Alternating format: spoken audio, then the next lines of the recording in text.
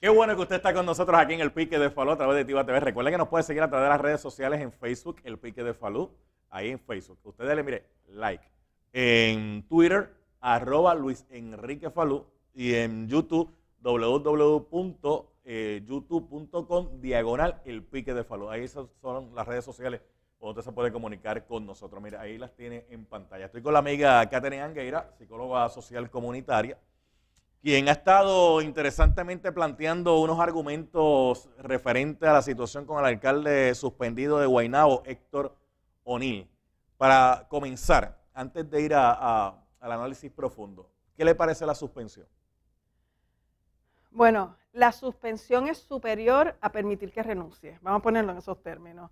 Yo soy de las pocas voces, si no la única voz, que exigía públicamente que no le permitieran renunciar.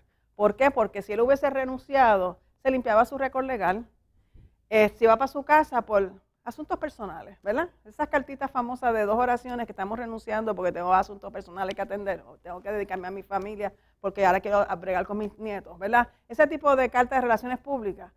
Él se hubiese ido para su casa y no hubiese habido un récord claro y contundente de que la razón por la cual no iba a estar sentado en la silla de la poltrona esa de Guaynabo era porque había una investigación corriendo de posiblemente de si se llegara a un tribunal en su día, porque estamos al principio de un largo camino.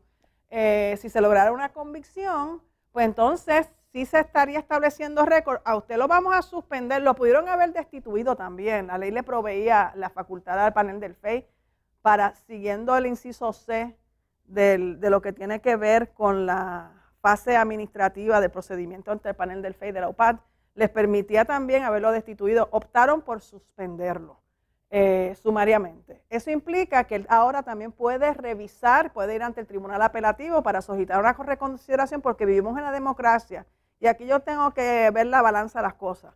Vivimos en una democracia donde todo ser humano tiene derecho al debido proceso de ley, es un derecho constitucional. Así que aquí no se pueden votar las personas así porque sí y no darle el debido proceso para entonces actuar y poder defenderse ante por cuáles son los cargos, por qué me están destituyendo, quiénes son la evidencia testifical, o sea, quiénes son las personas que van a declarar contra mí, cuál es la evidencia documental de los asuntos. Dicho eso, ahora va a haber 2 trámites, ¿verdad?, que están corriendo paralelas. Asunto que Nidia Coto Vives, la presidenta del panel del FEI, al principio, cuando se descubre lo que ha pasado ante el panel del FEI en diciembre, que ya se publicó que fue que la alegada víctima decidió desistir de un trámite en la fase administrativa, habiendo tenido el panel del FEI ante su consideración supuestamente una declaración jurada, ellos optaron permitir que la víctima retirara eso. Ellos no tenían que optar por eso. De hecho, en una de las columnas que yo publiqué, cité una jurisprudencia que establece que para que una persona pueda retirar sus cargos, incluso en casos de violencia doméstica, es el tribunal que tiene que aprobar eso, no es más nadie, ¿entiendes? Y entonces no es la víctima porque yo deseo retirar, que entonces me van a dar la posibilidad de retirar los cargos. Eso no es así. Si hay una inversión que se ha hecho, la posibilidad de que se haya cometido unos delitos que violentan la seguridad y la potestad del Estado, pues entonces habría que permitir que sea el tribunal. Así que Nidia Coto Vives, los paneles de ex jueces saben eso. Ellos aparentemente quisieron proteger la figura del alcalde en ese momento, asunto que hicieron. Ahora estamos, y entonces decían, no, porque eso fue en la fase administrativa. Sin embargo, ahora están corriendo los 2 paralelamente. Tan pronto ya recibió la declaración jurada, la evidencia que pueda tener que le suple el Departamento de Justicia, asunto que ya pudo haber activado esa investigación también. Pues entonces, ahora es que ahí están corriendo paralelamente la fase administrativa con la fase criminal. Pero tú sabes que, Falú, llevamos años advirtiendo que cuando hay una fase administrativa corriendo a la vez que la fase criminal, los abogados de defensa pueden usar la fase administrativa para conseguir acceso a la prueba testificada, a los testigos y a la prueba de documentos, ¿verdad? Así que es una forma de ellos prepararse para lo que viene para encima en la fase criminal. Así que vamos a ver qué es lo que va a estar planteando el licenciado Joaco Monserrate con respecto a eso. Lo otro, por ahí está corriendo un runruneo de un exsecretario de Justicia que sin diciéndolo, lo que está planteando es que ese inciso C de esa fase del panel del FEI que permite esa suspensión, incluso la destitución, pudiese ser, él no lo está diciendo así de claro como lo voy a decir yo, pudiese estar cuestionándose si eso siguen los rigores de la Constitución de darle el debido proceso de ley antes de llegar a esa fase de la suspensión. Deja ver si es el mismo exsecretario de Justicia y si es lo mismo que yo escuché. Él plantea, él dice, ok, lo suspenden sumariamente, él puede ir al Tribunal de Apelaciones a apelar la determinación de la suspensión, pero como la investigación es confidencial, como él se defiende de algo sin tener acceso a la prueba que tiene para que la tienen en su contra. Claro, por eso te dije que el debido proceso de ley requiere un descubrimiento de prueba, y ahí es que entonces se podría abrir esa caja de Pandora en ese trámite. Que para yo poder defenderme, yo necesito saber que ustedes tienen, porque de qué otra forma me voy a defender. Y si eso va a correr más rápido, en principio, que en la fase criminal le estarían teniendo posiblemente que entregar la evidencia. Dicho eso, ¿verdad? ¿Cómo es que se va a manejar eso? Eso estará por verse. Todavía eso está en remojo, como quien dice, eso se está empezando a cocinar ahora.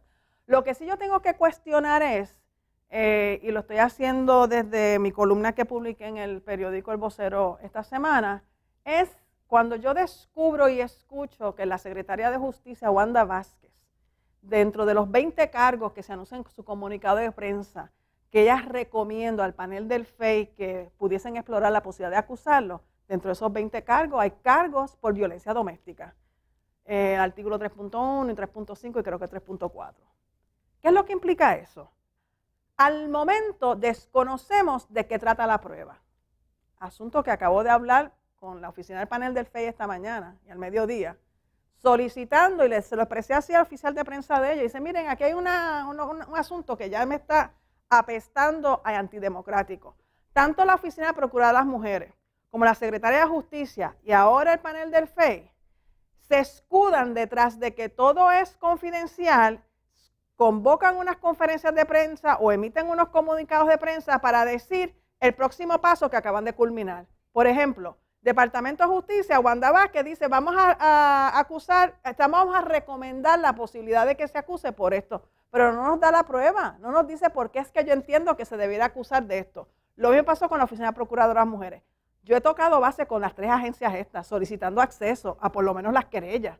En la Oficina de Procuradora de las Mujeres, la Procuradora interina reclama en un escrito que hay un anejo con los hallazgos. Yo solicité al oficial de prensa, Denis Pérez, que me diera acceso a esos hallazgos, porque yo no necesito el fundamento en derecho, yo conozco cuáles son los fundamentos en derecho, pues no me los quieren dar, porque dice que la investigación continúa. Pero entonces yo tengo que aceptar la conclusión de una procuradora, tengo que aceptar porque ella dice que hay que multar al municipio de Guaynabo en tantos miles de pesos, pero ¿por qué yo tengo que aceptar eso si no me están dando la información para yo aquilatar si ella está en lo correcto o no? Lo mismo Wanda Vázquez dice, hay tantos delitos que vamos a recomendar, no sabemos cuál es la prueba. Ahora, ayer la presidenta del panel del FEI dice, vamos a suspenderlo sumariamente. Pues yo me comuniqué con Luis de la Cruz, finalmente logré acceso para hablar hoy, y me dice, no, Catherine, es que todo ese expediente es confidencial hasta que se acabe. Y yo, bueno, pues entonces, si es confidencial, ¿qué hace la presidenta del panel del FEI? Hablando públicamente o emitiendo un comunicado de prensa diciendo que lo van a suspender. Eso debería ser confidencial también, ¿verdad? O es una cosa o es la otra, pero cuando les convienen, ellas están las 3 proyectando que finalmente estamos haciendo algo, pero no les podemos decir al país cuáles son nuestros fundamentos evidenciarios para decir que estamos haciendo algo. Y todo eso es porque al principio no hicieron nada.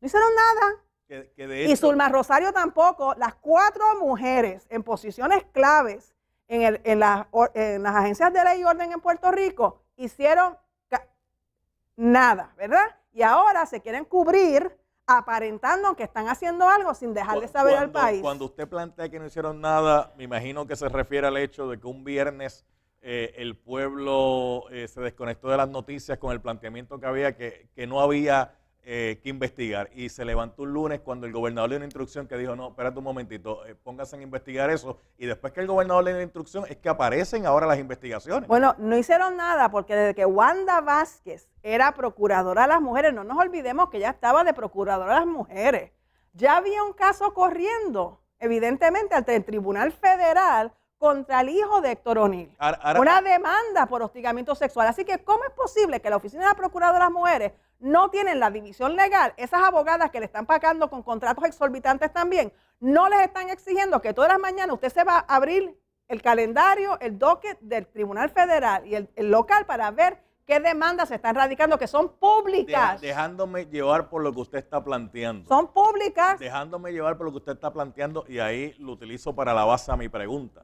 ¿Qué razón tendrían, si alguna, estas funcionarias para querer tirarle un toallazo al alcalde de Guaynabo? Pues no sabemos si que tuvieron que ver él en el ejercicio de su poder político, desconocemos. Porque ¿qué razón podrían tener? Bueno, porque es una figura de un cacique, de la alta jerarquía del PNP, hasta que llegó esta nueva generación, ¿verdad? Esta nueva cepa que está entrando ahora, que es la generación de Ricardo Rosselló, pero ante la otra generación, donde está Tomás Rivera Schatz y una gente que tenían el control amarrado de ese partido, hay una gente de mayor edad que responden a un liderato, a eso. No sabemos que si algo tuvo que hacer o qué influencia, si alguna, tuvo Héctor O'Neill en los nombramientos y designaciones de estas personas a sus puestos. Desconocemos.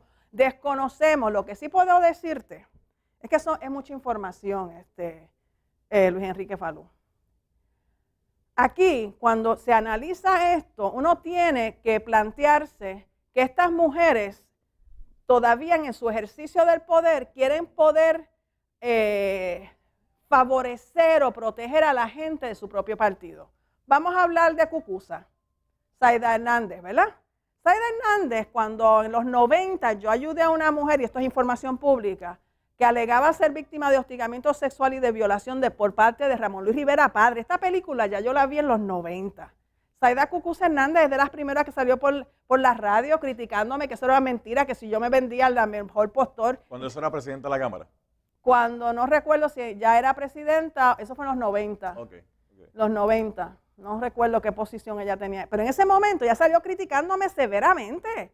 Sin embargo, ahora, ¿por qué ella está criticando a Héctor O'Neill? ¿Por qué hay otro politólogo que critica todos los días a Héctor O'Neill? Ubíquense, ¿a quién Héctor O'Neill favorecía en las primarias? A Pedro Pierluisi, ¿no es así? ¿Esa historia yo me la perdí o no? Eso no era así. Así que ahora es bien fácil tirarle al alcalde que no respaldó a Ricardo Rosselló, pero ¿quién fue el alcalde que dirigió la campaña primarista de Ricardo Rosselló? ¿Quién fue? Ramón Luis Rivera Padre. Así que no me vengan ahora con la historia que de repente se están pronunciando en contra del hostigamiento sexual en el trabajo, de las alegaciones que un alcalde pudiese tener sobre sus espaldas, ese tipo de actuación. Se me acaba el tiempo, pero antes que Catherine Angueira se retire de este programa, le quiero hacer una pregunta referente al plebiscito. Así que no se me va a retirar todavía. Mientras estábamos haciendo esta entrevista, le preguntamos a la gente, vamos a ver si podemos poner la pregunta del sondeo en pantalla. El alcalde de Guaynabo, Héctor O'Neill, ha sido suspendido sumariamente, pero le preguntamos a la gente si entienden que el alcalde de Guaynabo, Héctor O'Neill, debe renunciar al cargo, porque sigue siendo alcalde. Aquí lo que está suspendido sumariamente, en lo que la investigación corre o no corre. Vamos a ver los resultados, señor director. Ahí está la pregunta. Mire, la pregunta, ¿crees que el alcalde de Guaynabo debe renunciar al cargo luego de ser suspendido por la oficina del panel del fiscal especial independiente? Hay un 97.06% dice que sí, un 2.94% de la audiencia dice que no. Yo me uno al no, por lo mismo que dije al principio. O sea que en el 2.94 del no tenemos que añadirle el voto mío, porque vuelvo y repito, si renuncia, entonces todo el curso de acción administrativo se torna académico. Esa es la pregunta. El administrativo, pero el criminal no necesariamente. Bueno, por eso, pero aún así no sabemos, y déjame acabar este pensamiento. De las denuncias que yo estoy haciendo es que Wanda Vázquez, cuando sugirió posibles cargos a los fiscales especiales independientes que evaluaran, es violencia doméstica. ¿Y ustedes saben qué? Que Wanda Vázquez fue procuradora de las mujeres en el 2011, cuando bajó una decisión del Tribunal Supremo de Puerto Rico en un caso donde una mujer que en ese momento había tenido una relación extramarital que se llama adúltera, según la opinión, ¿verdad? Unas relaciones adulterinas, dice la opinión. Había tenido con un señor, y ese señor ella alegaba que le había violentado su espacio, su espíritu, whatever. Ese caso llega al Tribunal Supremo, y el Tribunal Supremo se divide en 3 votos a favor y 3 votos en contra, subsistiendo entonces la opinión del apelativo que decía que la ley 54 no cobija a las parejas que tienen relaciones adulterinas. Por ende, Wanda Vázquez sabe eso. porque Wanda Vázquez en el 2011 participó de esa discusión pública. Ella sabe que está recomendando unos cargos que ella sabe se va a tener que relitigar ante el Tribunal Supremo de Puerto Rico si la Ley 54 cobija o no las relaciones adulterinas. Sin embargo, Wanda Vázquez pudo haber recomendado, y yo exhorto al panel del fiscal especial independiente, a los fiscales que supuestamente son independientes, que consideren tirar al zafacón la posibilidad de las acusaciones de violencia doméstica, a menos que sea la esposa que finalmente va a dar un paso al frente. Y acusen por agresión sexual el artículo 130 del Código Penal. Qué clase pique, señoras y señores. Voy a hacer la pausa. Viene por ahí Roberto Rivera, que va a estar con nosotros acá en el programa. También viene el licenciado Manolo Santiago, porque usted sabe que últimamente está todo el mundo pendiente a esto del título 3, que es la quiebra, pero como no hay quiebra para el territorio, pues le pusieron título 3. Pero más o menos es lo mismo, busca la protección del Estado ante los acreedores. Pero usted sabe que el ciudadano común y corriente sí tiene el derecho a la ley de quiebra. De hecho, cuando se legisló la ley de quiebra fue con el propósito de proteger a los consumidores de los acreedores, ¿verdad? En un momento determinado que uno tenga un problema, no pueda pagarlo o algo, pues un proceso bien doloroso, un proceso bien tedioso, es un proceso que no mucha gente entiende. El licenciado Manolo Santiago nos lo va a explicar aquí en el programa más adelante. Regresamos en breve.